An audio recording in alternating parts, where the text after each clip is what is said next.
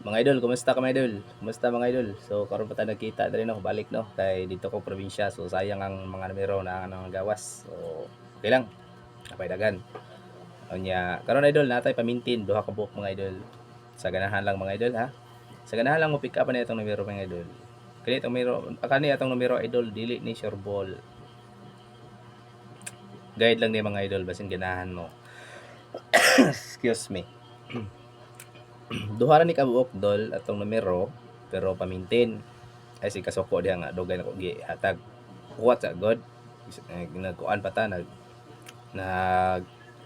unsay nga na eh. Nagstorya pa ta diri. Nagkuan pa ta ninyo.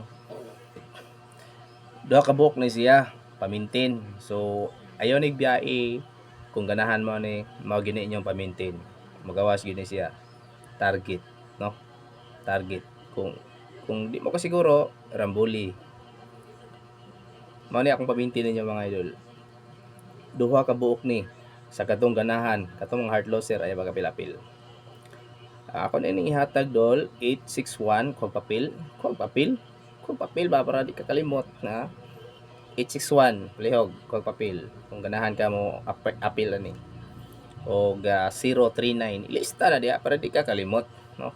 Ilista para di ka kalimot.